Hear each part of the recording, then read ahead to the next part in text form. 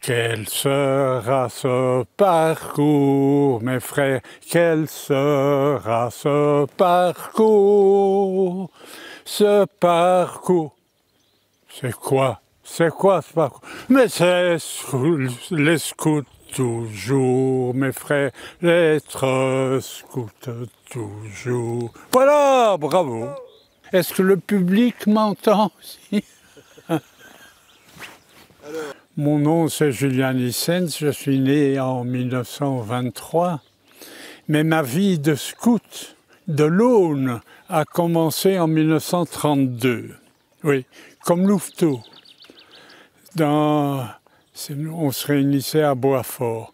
Et puis en 1932, nous avons fait notre premier camp de louveteau à Tancrémont.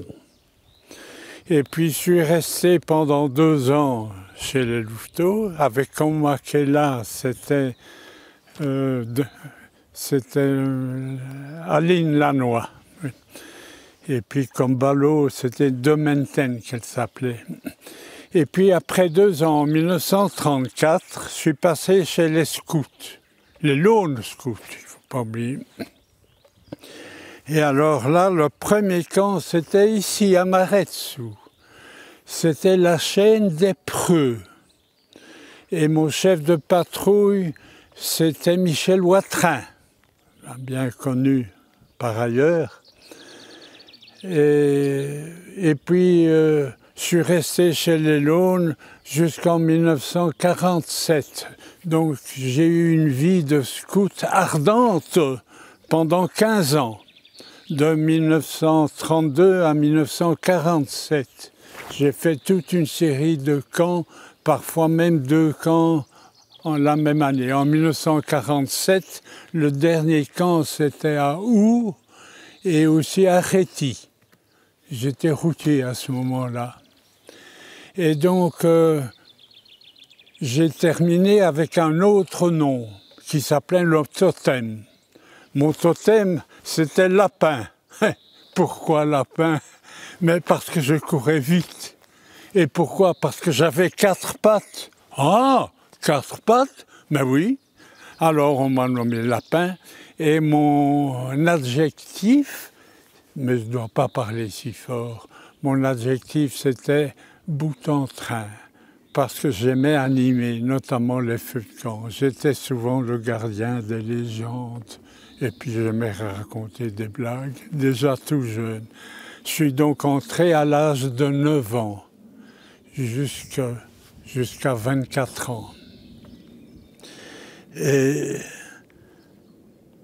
le fait que j'étais lapin, que j'avais 4 pattes et que je courais vite, ça fait que je laissais des empreintes très fortes dans le sol. Et je recevais des empreintes aussi en moi. Je me souviens, au lieu de dire des thèmes que j'ai choisis, des souvenirs, ce sont des empreintes qui me sont restées toute ma vie d'ailleurs. Oui. Et c'est comme ça que j'ai plaisir à y revenir. J'ai choisi 4 empreintes. La première concerne le patriotisme. J'étais un bon patriote et je vais vous parler de ça. Puis la seconde, c'était les feux de camp. Ça m'a beaucoup impressionné. Je m'étais beaucoup trempé dans les feux de camp. Le troisième empreinte, c'est l'aumônier, le père Atout, le corbeau solitaire. Oh, je vais vous en parler, j'ai de bonnes anecdotes. Et alors la 4e empreinte, c'est les prises de foulard. Ça m'a beaucoup marqué et beaucoup aidé. Pas la prise de foulard en elle-même, pas au premier degré, mais ce que ça a suscité en moi et développé en moi au cours de ma vie. Voilà donc les 4 empreintes dont je vais vous parler. Mais je dois attirer votre attention et vous vous en souvenez, vous en êtes certainement convaincu, c'est que ce que je vous dis maintenant, je ne le pensais pas nécessairement au moment même. il y a des événements qu'on raconte, mais on est surpris après quelques années de se dire « Tiens, telle chose, ça a commencé à tel moment dans ma vie ».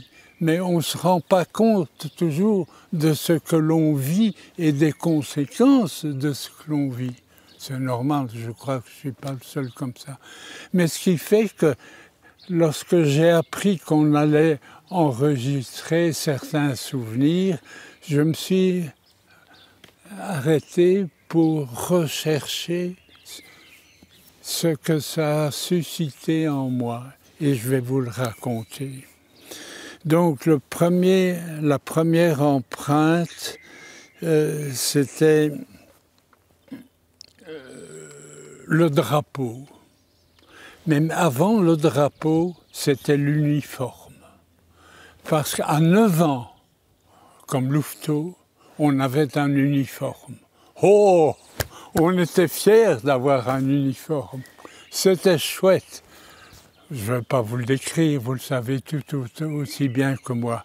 Mais l'uniforme, et être en uniforme, à certains moments, notamment quand on est scout, au camp, il y a le lever du drapeau, le salut au drapeau, en uniforme. On se sent quelqu'un. On est quelqu'un alors qu'on a 9 ans, qu'on a 10 ans, qu'on a 12 ans.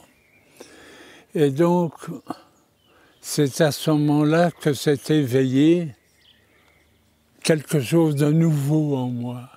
Le drapeau avec les 3 couleurs. Je mettais ensemble avec des souvenirs de la guerre que nos parents racontaient. Et donc ça faisait un ensemble. Le 11 novembre de chaque année, en uniforme, on défilait devant le soldat inconnu à Bruxelles. On avait 10 ans, 11 ans, ben on était pris au sérieux, hein? On était fiers. Et le scoutisme vous rend service en ce sens qu'il vous rend solide, il vous solidifie, vous êtes quelqu'un. On vous applaudit lorsque vous défilez rue Royale. C'est pas innocent, cela. Alors, il y avait non seulement le 11 novembre, mais rapidement, il y a eu plus fort que cela pour vous imprimer. C'était le jour de la déclaration de guerre, le 10 mai 1940. J'ai voulu faire quelque chose pour être utile. Par après, j'ai dit c'est pour mon pays, mais je voulais faire quelque chose. J'ai mis mon uniforme et je suis allé à la fédération rue de Dublin et on m'a dit tu vas te rendre à tel ministère rue Royale pour présenter tes services. Et je suis allé là avec ma bicyclette et puis on m'a dit tu vas être une estafette pour transporter notre courrier d'un ministère à l'autre. Bruxelles au centre était vide, était interdit de circulation, mais j'ai eu un laissez-passer, c'était la guerre, tout était différent, et j'ai pu transporter du courrier secret, du courrier qui devait aller plus vite que par la poste. Et donc, mais ça n'a pas duré longtemps. C'était la guerre éclair, on est vite parti en exode, tout de suite, après 2-3 jours. Alors, toute la guerre, mais bien pendant la guerre, j'ai pu mettre mon uniforme. Dans quelles circonstances? Il y avait un organisme, l'AEP, l'aide aux enfants des prisonniers, qui organisait des camps, parce que leur père était en prison en Allemagne, et alors on voulait les occuper, et les occuper, mais oui, pendant un mois d'été, pendant 2 ans, en 1942 et en 1943.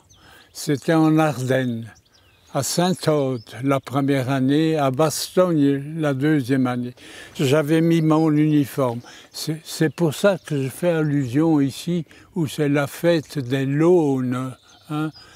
Il n'y avait pas d'autres Launes. Si, il y avait un ami de ma patrouille qui m'a accompagné, Philippe Vaustrat. Et alors j'étais chargé d'amuser tous ces gosses qui étaient là. Il y avait quoi, entre environ une septantaine de garçons. Et j'ai recruté des chefs de patrouille et j'ai organisé ce camp comme sur le modèle des camps que j'avais effectués précédemment. Donc ça, c'était 2 années de suite, pendant chaque fois un mois. Et alors, à la fin de la guerre, Bruxelles était libérée. Et tout de suite, j'ai pu trouver le moyen de faire quelque chose dans le même esprit. Je suis allé à l'hôpital Saint-Pierre. Et là, on m'a demandé d'accueillir les grands blessés qui arrivaient du front de Hollande et qui arrivaient à l'hôpital. Je les sortais de l'ambulance militaire et alors, par un plan incliné, je les montais sur leur civière roulante jusqu'au 8e étage. Ça, je m'en souviens. Mais j'étais seul, mais j'étais en uniforme. C'est pour ça que j'en parle maintenant, pour dire que l'uniforme m'a servi. Et alors, ça, c'était au mois de septembre 1944, juste à la libération de Bruxelles. Et alors, quelques mois après, au mois de décembre, c'était toujours en provenance de Hollande, c'était des civils, des réfugiés qui venaient de la région où on se battait très fort. Des civils que des camions anglais amenaient des réfugiés qui fuyaient leur maison et ils étaient accueillis dans le Brabant flamand. Et là, nous étions plusieurs Launes. Nous étions peut-être moins de 17 ou 8, je crois. Et c'était dans la région de Ninove, d'Audenarde.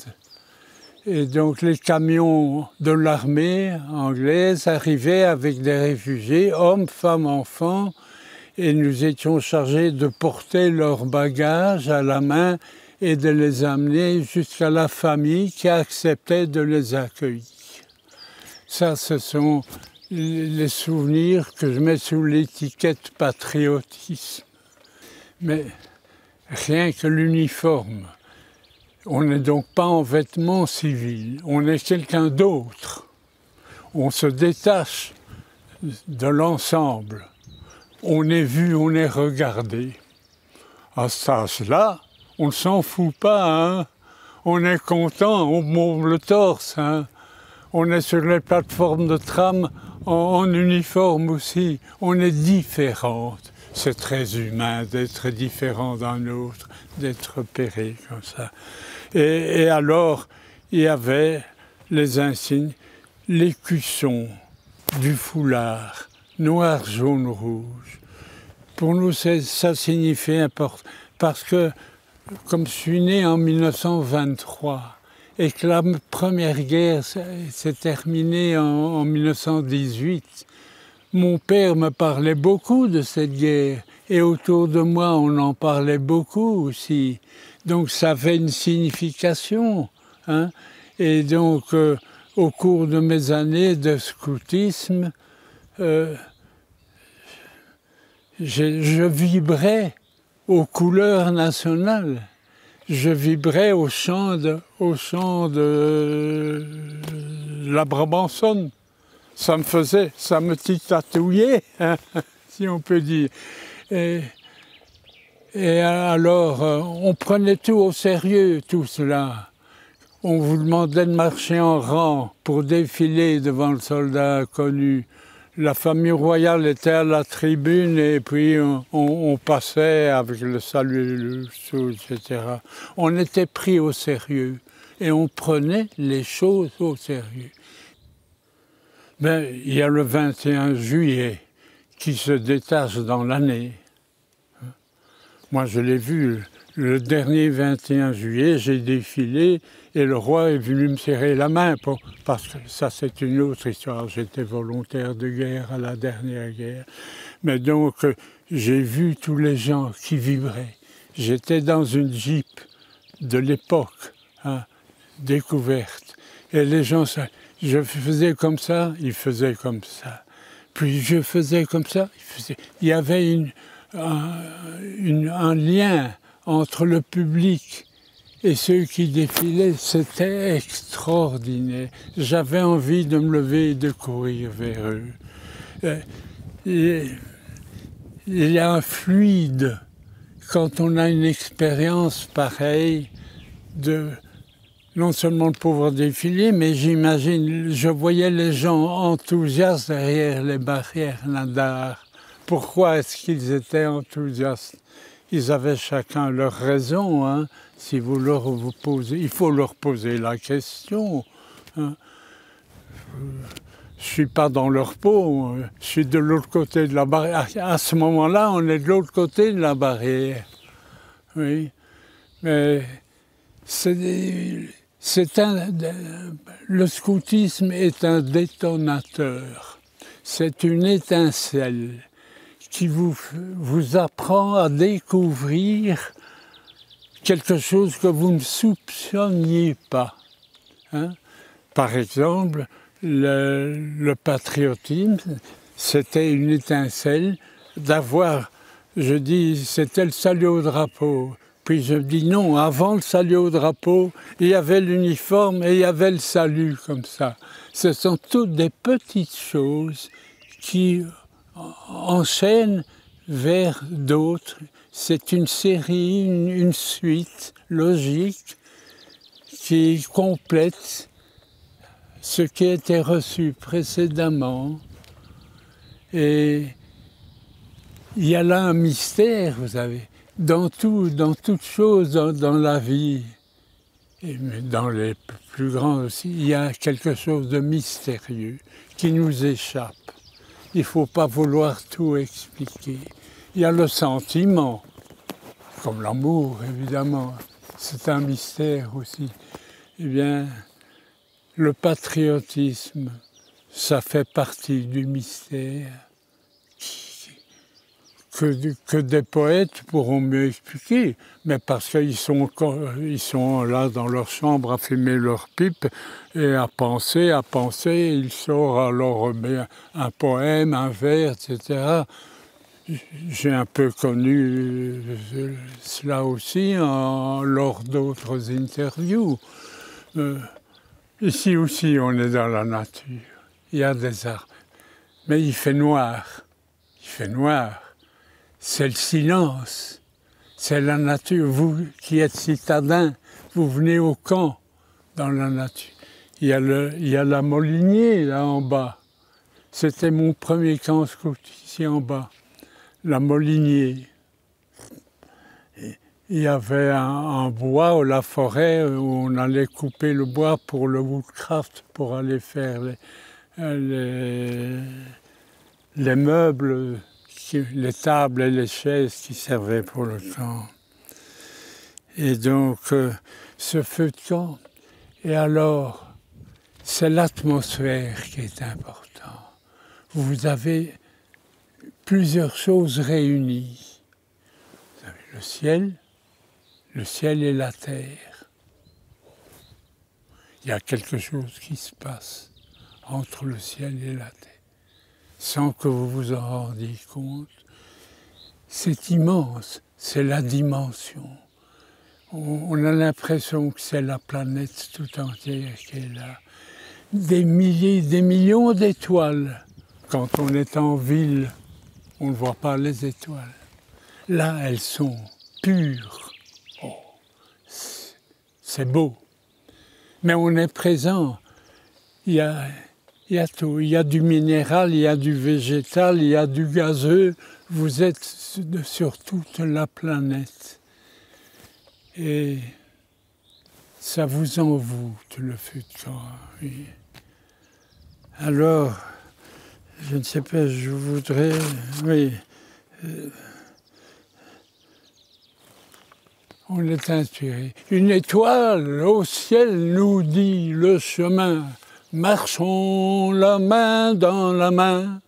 Une étoile au ciel nous dit le chemin. Marchons la main dans la main. Et alors, il y a à côté de vous, il y a le feu qui a 2 mètres de haut. Un immense brasier. Les scouts ont mis la flamme au bois résine. Vous connaissez ce chant, hein? Je ne vais pas le chanter en entier. Mais il y a des tas de chants comme ça. Et puis, le soir étend sur la terre son grand manteau de lumière. Mais je ne vais pas continuer, vous connaissez ça aussi. Et il y a encore... La brume monte du sol, on entend le rossignol. La brume monte du sol, on l'entend. Et alors aussi un très beau chant. Tout ça, c'était au feu de camp. Seigneur, rassemblés près des tentes, pour saluer la fin du jour, etc. On a envie de le chanter jusqu'au bout, mais je ne vais pas abuser de votre temps, il y en a d'autres qui viendront après. Et alors, pour finir, on se quitte. Bonsoir les amis, bonsoir les amis, bonsoir et bonne nuit. Tais-toi lapin, tu es trop bavard. Et alors, voilà, c'était donc... Et alors, il y a un autre aspect qui m'a beaucoup emballé. Si je m'appelle Lapin bout en train, c'est que j'ai eu l'occasion d'être souvent le gardien des légendes. Oh! C'était amusant. Parce qu'alors, je présentais tout ce qu'on appelait à Bruxelles les sketchs. Ce sont le numéro, les petites piécettes qu'on annonçait. Et alors, on lançait des chants aussi. J'annonçais ce qui allait venir. Il y avait les grands sachems qui étaient là, puis il y avait toute la faune des totems qui était là et qui était prêt à suivre aussi. Et alors, il y avait par exemple les bancs, c'était amusant les bancs. On divisait, il y avait tout le cercle. Vous les voyez, on est une centaine ici. On coupe la tarte en 2. Il y en a 50 à gauche, 50 à droite. Et vous chantez A-B-R-I, C-O-T-S, A-B-R-I, plus fort, C-O-T-S, abricot, abricot, abricot. Il n'y en a plus, il n'y en a plus, il n'y en a plus. C'était les bancs. Et on mélangeait les voix. Si ça me reste encore en tête après quelques années, c'est que vraiment ça m'a pris aux tripes. Hein. Être quelqu'un, c'est l'ambition de chaque être humain normal. Être quelqu'un. Et là, quand vous êtes gardien des légendes, vous êtes quelqu'un. Parce que tout le monde vous écoute. Tout le monde se met à chanter en même temps que vous, quand vous faites signe. Quand vous lancez un sketch, le sketch Abeille chérie, je ne sais pas vous quand vous dites ça, Abeille chérie. Et puis vous crachez de l'eau à la figure de celui qui vous a. Mais c'est rigolo, hein, on s'amuse. C'est un peu du cirque aussi. Hein.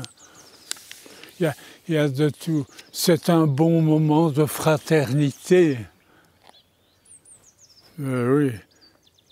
Et si on vous demande de recommencer d'être une nouvelle fois gardien des légendes, c'est qu'on vous a pris au sérieux aussi. Oh oui, il faut voir les choses telles qu'elles sont. Sans être fanfaron, hein. J'ai jamais mis dans un curriculum vitae, quand je m'engageais dans l'âge adulte, que j'étais gardien légende. Hein. Non. Voilà, donc ça c'est le feu de camp. Mais alors, j'en viens à peut-être ce qui m'émeut beaucoup, c'est mes contacts, mes relations avec l'aumônier. L'aumônier, c'était un moine d'ici, le père Atou. Son totem, c'était le corbeau solitaire. C'est le fondateur de notre troupe. C'est notre fête, mes frères, c'est notre frère, mes frères, c'est notre anniversaire. Mais je déraille ici. Non, le père Atou est le fondateur. Il était présent à chacune de nos réunions. C'était à Bruxelles, chez les Vaillants. C'était la chaîne des Vaillants. Il y a fait plusieurs chaînes. Les Chevaliers, les Preux, il y en a encore plusieurs autres, je crois que je ne connais pas. Mais de mon temps, il y en avait surtout 3. Et donc, le père Atou était là à chacune de nos réunions. Nos réunions, c'était tous les 15 jours, le dimanche. Et alors, il était présent à chacun des grands camps. Donc moi, j'ai connu une bonne quinzaine de grands camps.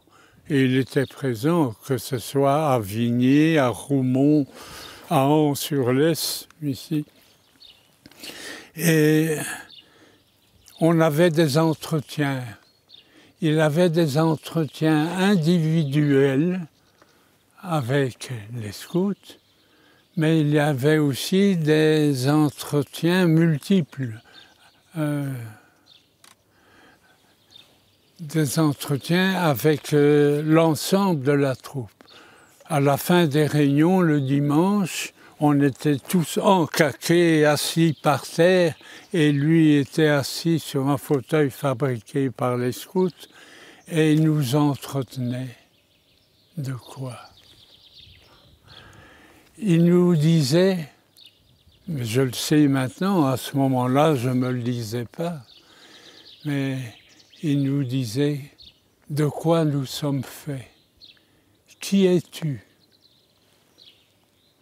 Plus tard, quand j'étais en humanité, on apprenait que c'était Socrate qui nous posait la question « Qui es-tu? Qui es-tu » Mais il ne répondait pas. Socrate, lui, posait des questions. Il posait des questions, mais il n'y avait jamais de réponse. Tandis que le père Atou répondait « Ah, oh, oh !» Mais oui, mais je me le dis maintenant qu'il répondait. On ne savait pas que c'était dans un discours pareil. Mais donc, on avait des entretiens personnels avec lui. Et aussi des entretiens multiples de toute la troupe le soir. Ou bien alors au grand camp, autour du feu de camp, ça finissait toujours par l'entretien du père. Et il nous disait qui nous sommes. Quelle est notre substance? Quelle est ta substance? C'est ce que disait Socrate. Il posait la question. Tu as une substance humaine et tu as une substance divine. Ça revenait à ça. Qui sommes-nous comme humains? Qui es-tu comme humain? De quoi es-tu fait? De quoi es-tu composé? Quelles sont les difficultés que tu rencontres ou que tu vas rencontrer? Quel est ton idéal pour être un chic type? BP, c'est Baden-Powell. BP, il disait, soyez un chic type. Comment être un chic type? Être loyal, etc. Il y a un code là. Bien, il expliquait, c'était pas le directeur de l'école ni le professeur qui nous le disait, c'était beaucoup plus intéressant parce que c'était quelqu'un de plus crédible. Il était là au jeu avec nous aussi. Il avait du crédit auprès de nous. Et donc on l'écoutait. Et on a appris beaucoup de choses sur le qui suis-je comme humain. Mais tu as aussi une substance divine. Et là, c'était comme appartenant à Jésus-Christ. Il y avait les deux. Et alors, il n'y avait pas la substance humaine d'un côté et la substance divine de l'autre. Non, il fallait... Il y avait du vent aussi. Il y avait surtout l'alliance entre les deux. Substance humaine, substance divine, mais surtout l'alliance entre les deux. Il faut surtout que l'un épaule l'autre, fasse grandir l'autre, qu'on grandisse l'un par l'autre et l'autre par l'un. Ça me touche parce que je me souviens de certains exemples qui m'ont beaucoup ému. C'était une réunion, c'était à Boisfort, notre lieu de réunion au début, pendant une partie.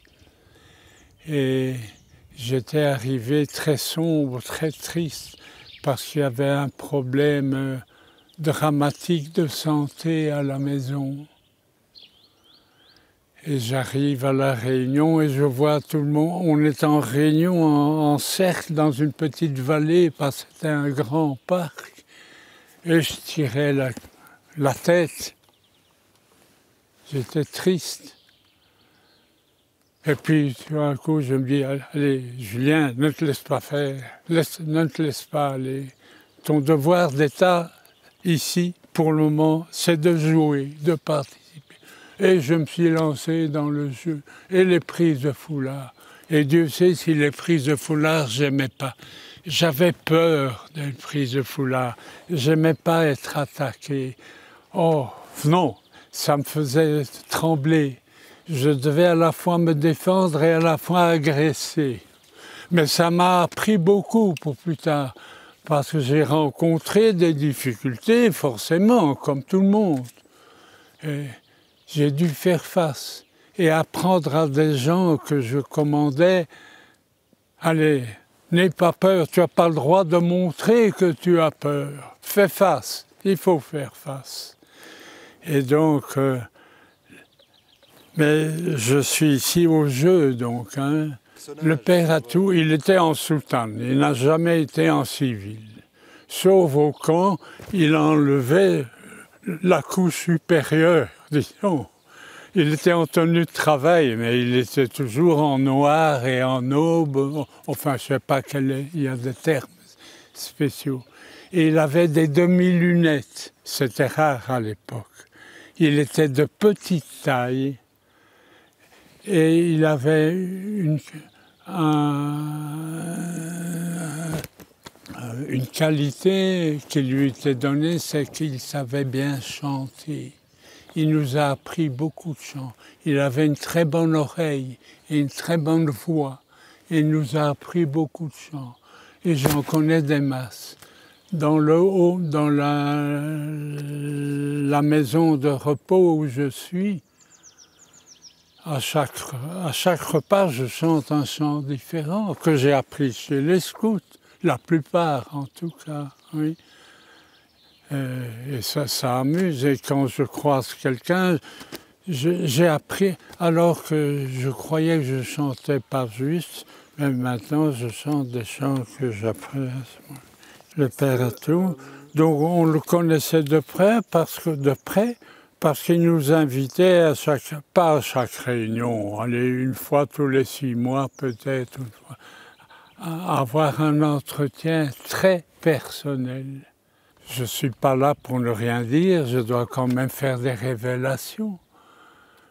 Il voulait nous faire des révélations et physiquement, il nous prenait et il nous serrait, on était nez à nez, les yeux dans les yeux et il nous parlait. On ne pouvait pas être distrait, on devait être attentif. Julien, tu sais quoi, il n'y avait rien de déplacé. mais il y avait de l'intime et du secret. C'était le père à tout.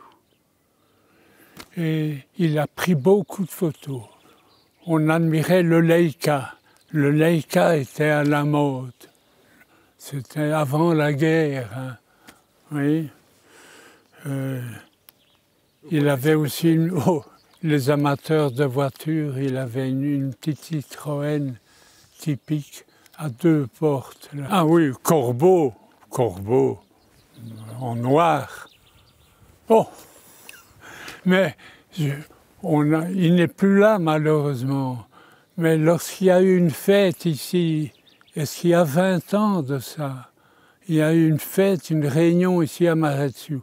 On a inauguré un corbeau en bronze, je crois, qui était sur un pilier. Et comme j'étais le plus ancien, on m'a demandé de l'inaugurer. Et alors j'ai soulevé le voile et j'ai vu le corbeau. Pourquoi à ce moment-là aussi parce que c'était son totem. Pourquoi son totem? Mais parce qu'il est tout en noir toujours. Sans doute, je ne me suis jamais posé d'autres. Ah oui, peut-être aussi. Ils étaient 2 fondateurs. Il y avait Renard Argenté. C'était pas Étienne Van Hoof. Je l'ai très peu connu parce qu'il s'est rapidement marié. Nous avons été faire la haie d'honneur à son mariage. Et alors, le corbeau et le renard, et c'est la fable aussi. Je me souviens que j'ai inventé une fable, le corbeau, maître, le corbeau solitaire corbeau dans sa tente, niché, tenait dans son bec une boîte de cirage. Cirage, c'est le sirop de liège. Maître Renard, par l'odeur alléchée, lui tint à peu près ce langage. « Et bonjour, solitaire corbeau, que ce camp est joli, que vos scouts sont beaux, mais sans mentir, si votre ramage est pareil à votre entourage, vous êtes le plus beau des launes de ce camp. » Et puis ça continue, je pense. Donc, le corbeau, pourquoi corbeau? Solitaire, mais parce qu'il est célibataire et qu'il est dans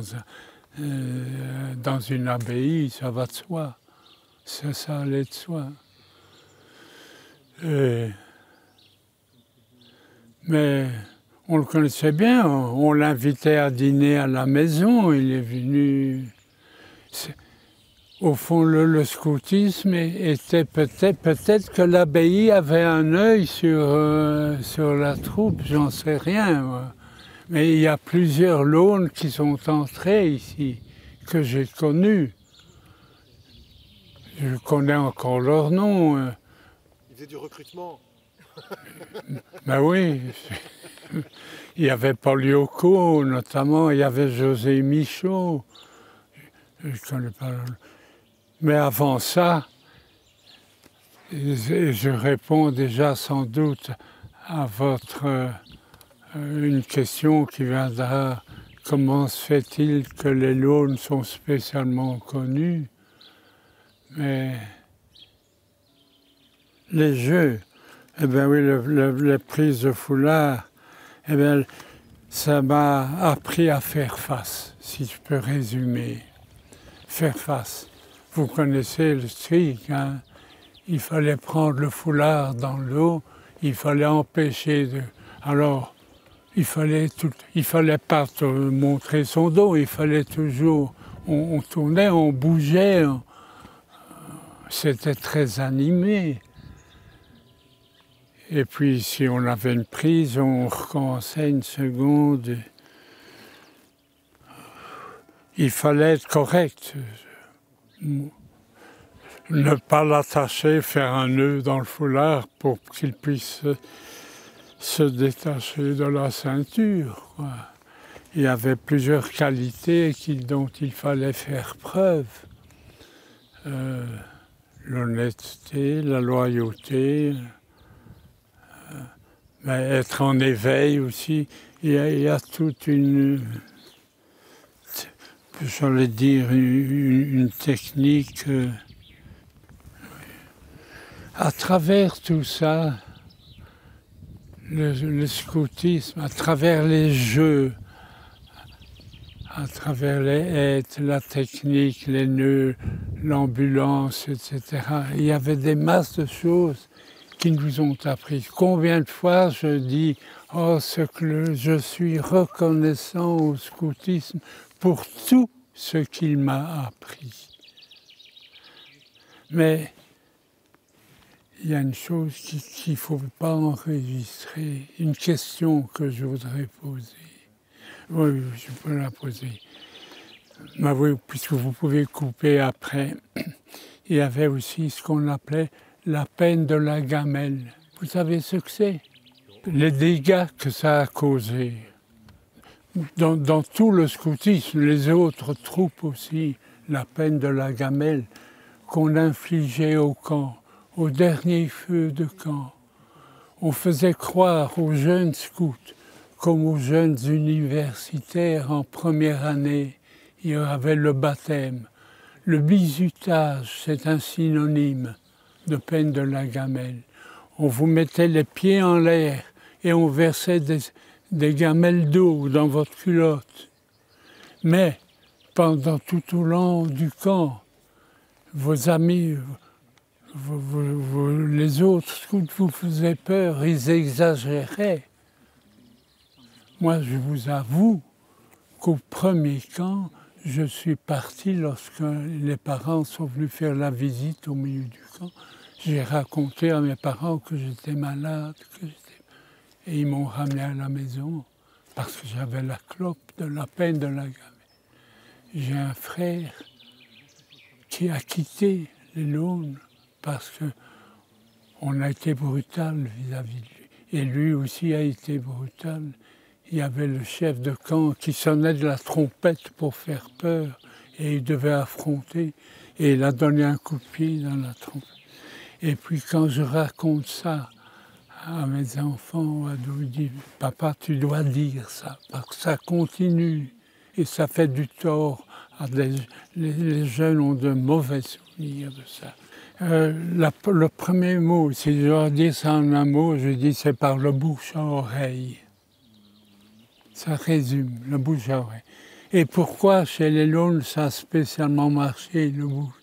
Mais il y a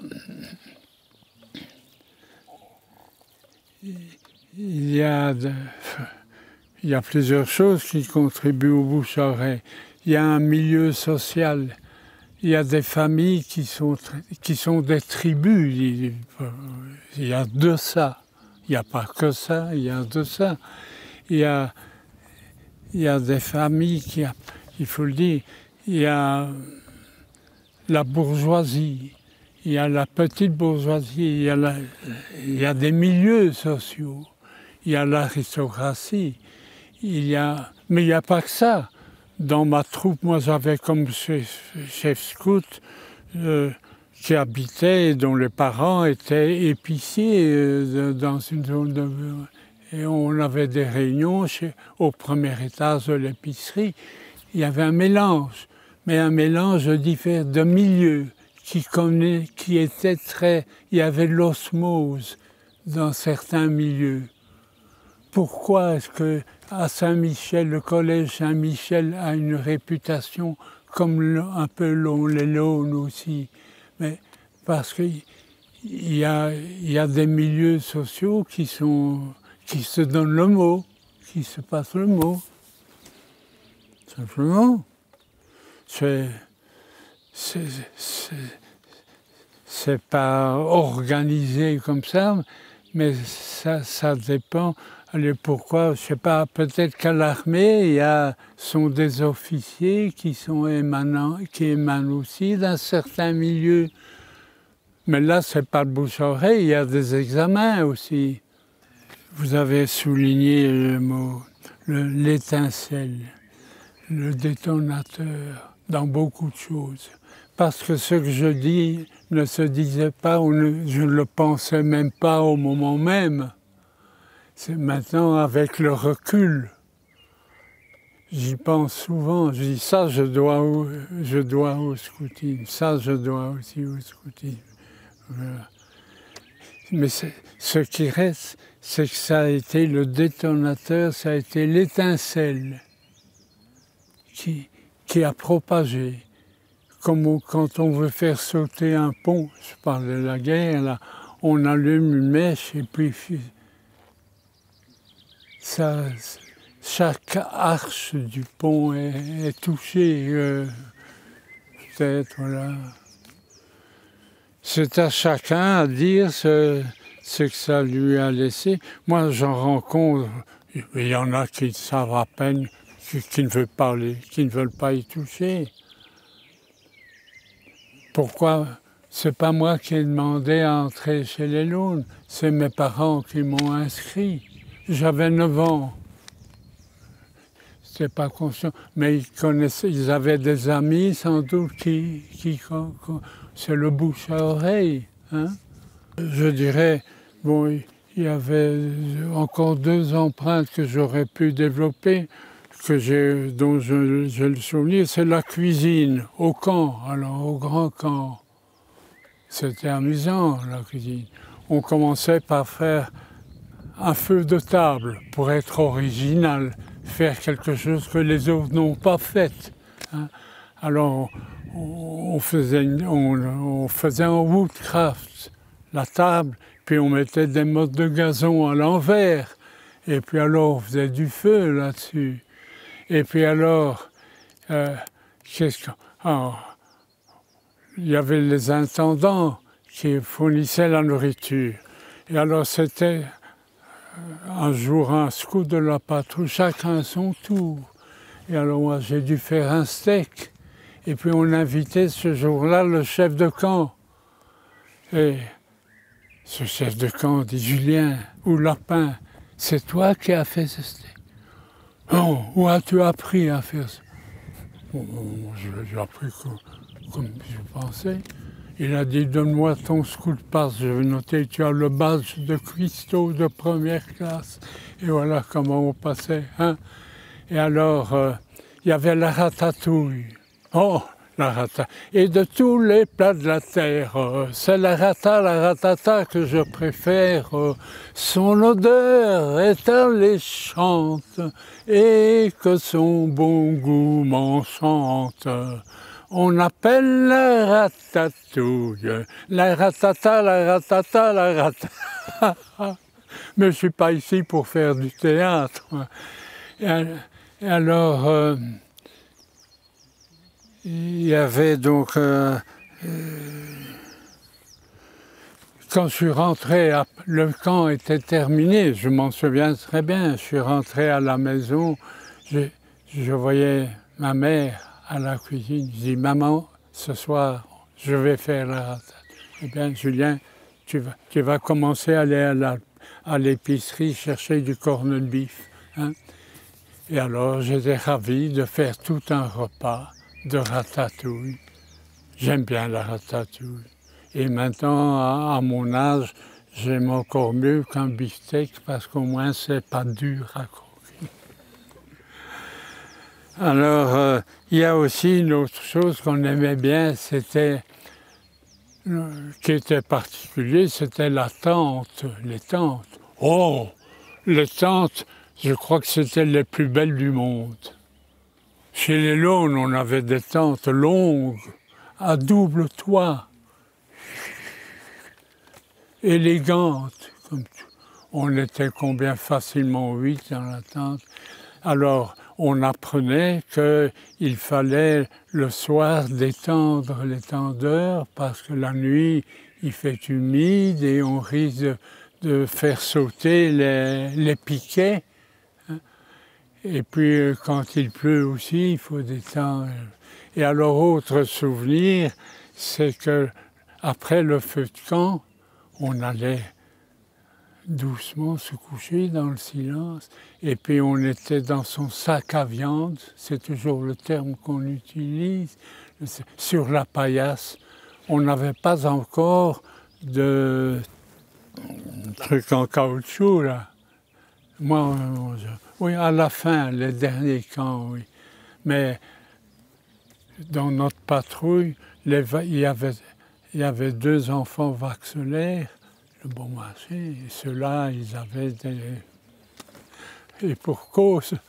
Et alors, on était au lit, prêt à dormir, et puis le père Atout arrive, ouvre la tente, et il distribue des biscuits à tout le monde, ou un petit bonbon, pour dire bonsoir à ceux qui faisaient le tour des tentes. Le père Atout, l'aumônier, oui, souviens. Mais alors, on voyait le matin au réveil, quand on devait replier les paillasses, que les biscuits de Beuquelard étaient écrasés sur le sol. On s'était endormi sans manger les biscuits.